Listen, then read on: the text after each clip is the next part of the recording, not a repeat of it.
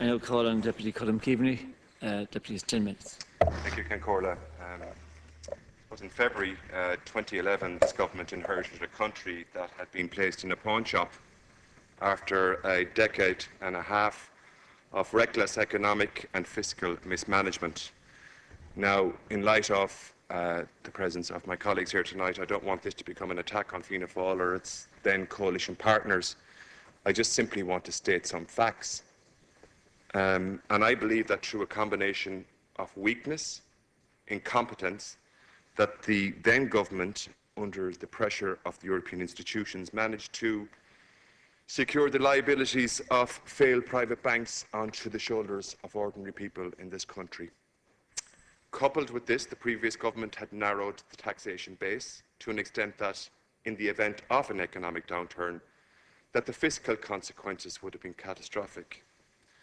Further to that, the massive increased government spending, not based on a sustainable economic or fiscal propriety, but rather using once-off proceeds generated from a property boom, a boom that has left many thousands of people burdened with debt and crisis in this country.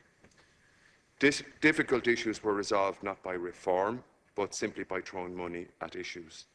So the time for radical reform in welfare, education, and in health was when we were in a time of plenty. And that simply wasn't the case. And it's the responsibility of this government to implement those reforms where resources are scarce. We have to get on with the job, and I agree with some extent with what Deputy Stanley has to say. But there is an exception to this in that the disaster that took 15 years in its creation will not be resolved in 20 months. It will probably take a lifetime of this government to resolve 15 years of economic mismanagement and the vandalism of what I would argue of our economy and country. Now, there's also a deceit in this House with regard to the simple assertion that we often hear from the opposition benches that all we have to do is burn a bondholder or tax the wealthy. It simply won't happen that way, because it's misleading people to think that that message is a genuine message. The bank debt in its own right, and in some ways, is not our greatest problem. As I mentioned earlier, the tax base was narrowed and spending increased in a reckless way. When the crash came, we were left with a large gap between tax collected and money spent. So even if the bank debt issue was entirely removed, we would still be faced with a crisis in this country that's a fiscal gap between what we take in and what we spend. And every day, Las Concordia, we're borrowing somewhere north of €40 million a day to fund essential services, to keep our schools, our hospitals, our welfare, our policing, and our general public services running. And, you know, we can look and take example of where our European country that did burn the bondholders. Maybe we should look at the Greek situation and 50% cut in a haircut in their bonds. And if you were to reflect on the Financial Times on the 18th of October, where Greece's top security official said he was determined to crack down on the alarming rise of right-wing violence. He admitted that some individual officers may be sympathetic to neo-fascist Golden Dawn Party, which he blamed much for the violence that won a surprising 7% in their June elections. His comments came amid concerns about a string of assaults by right-wing thugs on immigrants against left-wing opponents, and there was an accusation that Greek police were either sympathetic or acting in collusion with the fascists. As in the rest of Greek public sector, police numbers have been reduced. Fewer than half of the country's 52,000 police officers earn less than €1,000 a month, and they are facing this week further pay cuts with respect to the burning the bondholder. There are reports in the Italian media over the course of the last number of weeks suggesting that Greek women have to engage in prostitution in Italian cities to feed their children in Greece. Concordia, this government inherited a situation where private bank debt was effectively turned into a sovereign debt. so that any default would have been seen as a sovereign default and would have been treated as such.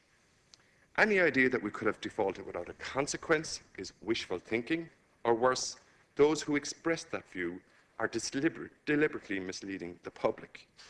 We would have moved from being reliant on a moneylender who has imposed conditions to a dialogue similar to the situation in Greece, where they are imposed on us by the threat of denial of critical funding.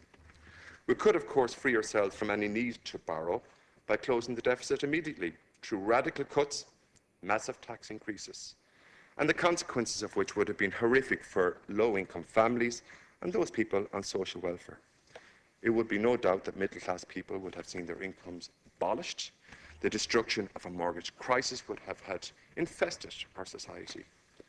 So, Cancórla, this government found a ship sinking, and we have to make choices about what aspects of this ship we have to save. We chose to reverse the cuts in minimum rates of pay. We raised incomes to those vulnerable people in society by €40 a week. It is significant when you struggle to put money into a purse to bring a child to a doctor. We remove very low-paid people from the universal social charge, and we've protected, where possible, core social welfare payments. While there are some issues with JobsBridge, the scheme, like all schemes, should be subject to critical analysis. It has to be acknowledged that 60% of the participants have managed to secure full-time employment. We are hard working in our endeavours to encourage inward investment and to secure employment for our people. And central to that will be the restoration of Ireland's reputation and credibility as a place that we can do business and where we honour our debt.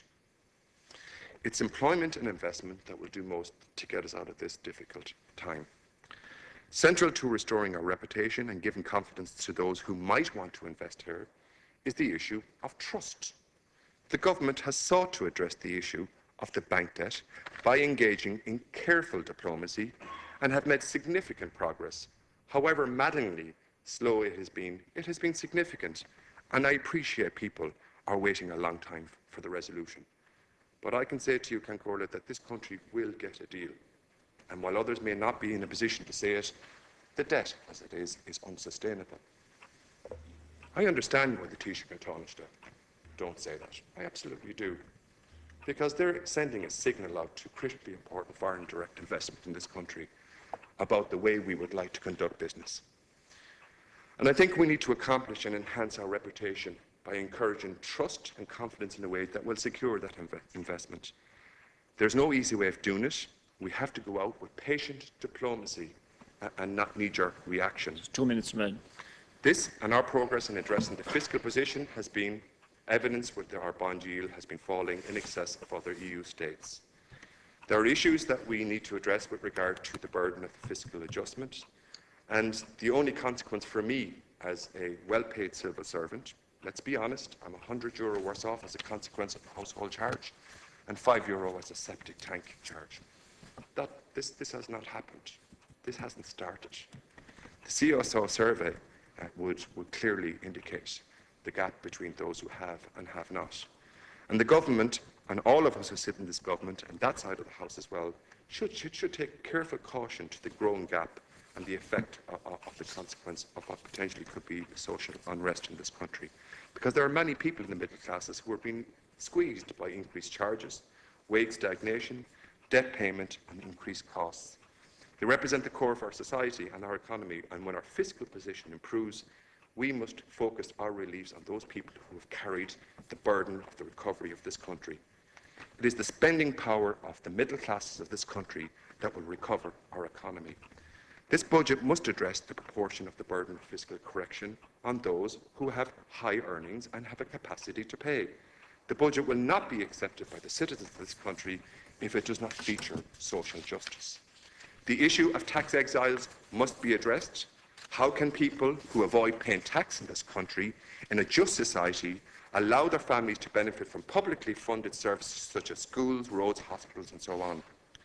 And how can we only find that the financial consequences of a budget for those on high earnings who have sheltered in many ways the effect of the cuts in services whether they be property taxes and so on. We have to address that, Minister, in this budget.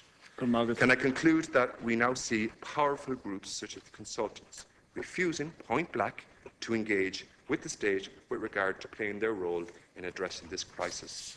The government needs to address this challenge and take whatever legislative action is necessary in order to force these changes. And Corla, can I conclude by saying that there is light at the end of the tunnel and we will emerge from the crisis. I'm confident of that. But we must ensure that for those most in need, that they have the protection of the state. We must ensure that recovery, when it comes, will keep an economy and a society intact.